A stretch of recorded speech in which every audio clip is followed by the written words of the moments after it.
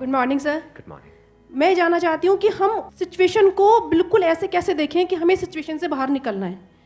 कि मान लो हमारे पास बार बार कोई प्रॉब्लम आ रही है, हम उसे फेस कर रहे हैं, फिर जो आसपास के हमारे सराउंडिंग्स के लोग हैं वो भी टाउंटिंग कर रहे हैं हम पर, नहीं तुमने पहले भी ऐसे किया था, अब फिर तुम फेल हो जाओगे इसमें, तो वहाँ जा करके हम स्टक हो जाते हैं और फिर हमारा कॉन्फिडेंस लूज हो जाता है। हम एग्जैक्टली कहाँ स्टक हो जाते हैं, जिसको आप जो वर्ड यूज कर रहे हो स्टक हो जाते हैं, मतलब आप कह रहे हो कि हम अपनी थिंकिंग में स्टक हो जाते हैं। थिंकिंग में स्टक हो जाते हैं, राइट? कि हम ओवर थिंकिंग में चले जाते हैं। ओवर थिंकिंग कि हम बैठे बैठे बस सोचते रहते हैं कि ऐसा क्यों हुआ, क्या हुआ, ऐसा नहीं होना चाहिए, कि हमारे में कुछ कमी ऐसा हो गया तो क्या होगा, वैसा हो गया तो क्या होगा, मैं दोबारा भी ट्राई किया नहीं हुआ तो क्या होगा। हम जानते हैं कि पहले भी ऐसा हुआ था, फिर हमने उसे ओवरकम कर लिया, लेकिन बार बार वही चीज आते आते फिर वही ब्रेन का जो कंफर्ट जोन है हम फिर वहीं स्टक होने लगते हैं। और जिस कंफर्ट जोन की आप बात कर रहे हो वो एक्चुअल में ओवर थिंकिंग वाला जोन है। ओवर थिंकिंग वाला जोन है, मतलब बैठे बैठे बस सोचते रहते हैं जैसी हमारी कंडीशनिंग हुई है, कर कुछ नहीं पाते हैं। करते भी हैं तो थोड़ा सा करना शुरू करते हैं, उसके बाद वापस से वो थॉट्स हमारे ऊपर हावी हो जाते हैं। राइट? यही आप कह रहे हैं। राइट सर, प्रॉब्लम जो है इतनी ज़्यादा, क्योंकि एक्चुअली क्या लाइफ में अगर कुछ अच्छा होता है तो शायद हम प्रॉब्लम से इजीली निकल जाते हैं, बट बैक टू बैक जब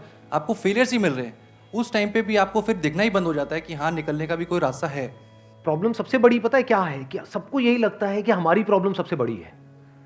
अगर यहां पर मैं एक एक करके सबको बोलूं कि आप बताओ कि आपकी लाइफ में क्या क्या प्रॉब्लम्स आई या अभी क्या प्रॉब्लम्स चल रही है, तो आई एम श्योर कोई सोच भी नहीं सकता कि अच्छा ऐसी प्रॉब्लम्स भी कोई फेस कर सकता है क्या। तो इन प्रॉब्लम्स के बावजूद भी कुछ लोग आगे बढ़ पाते हैं, कुछ नहीं बढ़ पाते हैं। That is the big question कि एग्जैक्टली हम स्टक कहां पर होते हैं। क्या हम एक्चुअल में लाइफ में प्रॉब्लम्स में फंसते हैं या उन प्रॉब्लम्स को लेकर के जो हमारी थिंकिंग है वहां फंसते हैं? सबसे पहले ये चीज हमको क्लियर होना चाहिए। तो जो हम कह रहे हैं फंस गए हैं, हम एक्चुअल में प्रॉब्लम्स में नहीं फंसे हैं, क्योंकि प्रॉब्लम्स तो सबकी लाइफ में है। हम एक्चुअल में थिंकिंग में फंस जाते हैं। Right sir. ये पॉइंट सुनने में छोटा लग रहा होगा, but it is a very big point two understand in life, जो 99% लोगों को नहीं समझ में आता है। हम क्या समझते हैं कि हम प्रॉब्लम्स में फंस गए हैं, क्योंकि the moment you say that, तो जब तक प्रॉब्लम्स रहेगी तब तक आप फंसे रहोगे। और प्रॉब्लम्स कब तक रहेंगी? Life time. जब तक लाइफ रहेगी। Right. But the moment you से कि मैं प्रॉब्लम्स में नहीं फंसा हूं, प्रॉब्लम्स मतलब लाइफ में नहीं फंसा हूं, मैं लाइफ के बारे में जो मेरी थिंकिंग है उधर मैं फंस गया हूं जाकर के। अब मैं उस थिंकिंग को कैसे चेंज करूं? Right. If you say that, तो वो आपके हाथ में पूरा कंट्रोल है। But if you ask me this question कि मेरी लाइफ की जो प्रॉब्लम्स हैं वो कैसे सॉल्व हो, तो उसका कोई जवाब नहीं है, क्योंकि वो कभी नहीं होगा। आज आपकी एक प्रॉब्लम है, वो सॉल्व हो भी जाएगी, कल कोई और प्रॉब्लम आ जाएगी, परसों कोई और आ जाएगी, फिर कोई और आ जाएगी, फिर कोई और आ जाएगी। Right sir. तो कैसे हम अपनी थिंकिंग को चेंज करें? सिंपल।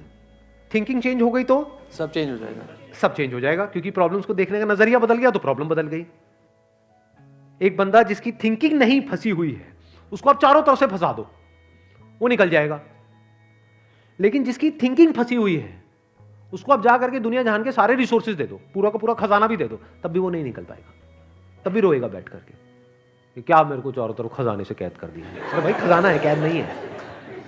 देखे ना ऐसे लोगों को जिनके पास में सब कुछ है लेकिन रोते रहते हैं। तो सब कुछ मिलना इज नॉट अ सॉल्यूशन। जिनकी लाइफ में कोई प्रॉब्लम नहीं है वो भी रो रहे हैं। सो अब आता है कि इसका सॉल्यूशन क्या है, कि we are stuck in our thought process, how to get out of it. तो सबसे पहली चीज ये समझनी है, ज्यादा सोचने से कुछ नहीं होता है, सही सोचने से होता है। अभी सही सोचना क्या है? What is right thinking, not positively सोचना। इसको भी ध्यान से समझ लेना। पॉजिटिव सोचना क्या सही सोचना होता है? फॉर एग्जाम्पल, आगे आप जा रहे हो, किसी जंगल में हो और आगे दलदल है, और आप पॉजिटिव सोच रहे हो, मेरे साथ में कभी कुछ गलत हो ही नहीं सकता, मैंने तावीज पहना हुआ है, ये मुझे बचाएगा। बहुत लोग हैं बहुत पॉजिटिव है लाइफ को लेकर के, बट क्या उनकी सोच सही है? अभी सही सोचना क्या है? सर, मेरे हिसाब से मतलब इंटेलिजेंसी से सोचना, कि मतलब कुछ ऐसा सोचे कि आगे जाके हमें कोई हानि ना हो, कि एक इंटेलिजेंट माइंड से सोचे। अभी इंटेलिजेंट क्या है और फूलिश क्या है? एक है फूलिश तरीका सोचने का, बेवकूफों की तरह सोचना, एक है इंटेलिजेंस के साथ में सोचना। What is intelligence? जिसको हम इंटेलिजेंस कहते हैं वो इंटेलिजेंस क्या है? साइंस को इंटेलिजेंस कह सकते हैं? नहीं कह सकते। नहीं कह सकते। तो किसको कहोगे? सुपरस्टिशंस को इंटेलिजेंस कहोगे? सुपरस्टिशंस मतलब क्या? बिलीफ, कुछ भी मान रखा है, उसको पकड़ के बैठे हुए हैं, उसके हिसाब से एक्ट कर रहे हैं, उसको इंटेलिजेंस कहोगे या साइंस जिस तरीके से आगे बढ़ रही है उसको इंटेलिजेंस कहोगे? एग्जैक्टली। तो साइंटिफिक वे ऑफ थिंकिंग समझना पड़ेगा, वो क्या है, उसको अपनी लाइफ में लगाना पड़ेगा, तब आप कह सकते हो आपकी जो थिंकिंग है वो सही है। अब ये साइंटिफिक थिंकिंग मतलब क्या? रियलिटी को एज इट इज देख लेना, दैट इज साइंटिफिक थिंकिंग। यही तो है, और क्या है? There are laws of this universe, उसको एज इट इज देख लेना, उसको ऑब्जर्व करना, यही तो है साइंटिफिक थिंकिंग। उन लॉज को बदलना नहीं, क्योंकि साइंस बदल नहीं सकती उन लॉज को। लॉ ऑफ ग्रेविटी को साइंस बदल नहीं सकती है, उस लॉ को समझ करके उसके हिसाब से एक्ट कर सकती है। इसी साइंटिफिक थिंकिंग को अगर हमको अपनी लाइफ में लगाना हो तो इसका मतलब क्या? एक थिंकिंग हो सकती है लाइफ से रिलेटेड, जो भी आपके दिमाग में कचरा भरा पड़ा है बचपन से लेकर के आज तक, जैसा आपको समझाया गया है लाइफ के बारे में। किसने समझाया है? वो लोग जो खुद नहीं समझते, लाइफ के बारे में अपने अपने बिलीफ्स बनाए हुए हैं, अपने अपने स्टैंड पॉइंट से लाइफ को देख रहे हैं। फॉर एग्जाम्पल, कोई हिंदू है तो एक तरीके से लाइफ को देख रहा है, कोई मुस्लिम है तो अलग तरीके से लाइफ को देख रहा है, क्रिश्चियन है तो अलग तरीके से देख रहा है। क्या सही है इन तीनों में से? कि तीनों को सही थिंकिंग कह सकते हैं? ना, क्योंकि आपस में लड़ झगड़ रहे हैं। साइंस में कोई लड़ाई झगड़ा होता है? अगर मैं किसी साइंटिफिक फैक्ट के बारे में बात करूंगा, क्या कोई हिंदू, मुस्लिम, क्रिश्चियन आकर के आपस में लड़ सकते हैं? नहीं। तो ये सही थिंकिंग है। एक है जो हमें सही लगता है, एक है जो सही होता है। दोनों में जमीन आसमान का फर्क है। एक है जो आपको सही लगता है, एक है जो सही है। तो साइंटिफिक थिंकिंग का मतलब क्या, अगर इसको हमको लाइफ में लगाना हो तो? यानी लाइफ को आप एज इट इज देखो, ऑब्जर्व करो, फिर उसके बारे में सोचो। This is scientific thinking. और ये जो फंडा जिसकी मैं बात कर रहा हूं, इसको आप लाइफ के किसी भी एस्पेक्ट में लगा सकते हो। इसको बिजनेस में लगा सकते हो, इसको जॉब में लगा सकते हो, इसको रिलेशनशिप में लगा सकते हो, इसको हेल्थ में लगा सकते हो। बिजनेस क्या है अगर रियलिटी को एज इट इज देखना नहीं है तो?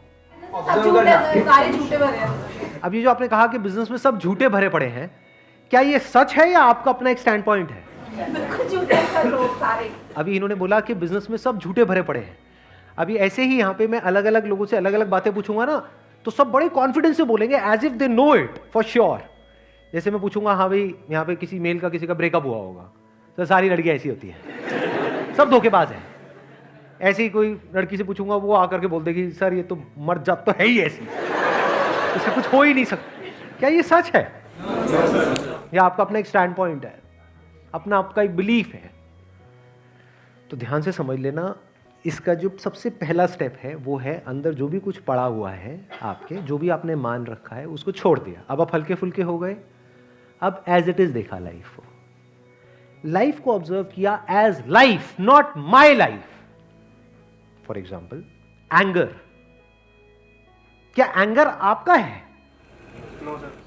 बट आप एंगर का सोल्यूशन कैसे निकालते हो? मुझे गुस्सा आता है, मुझे गुस्सा नहीं करना है।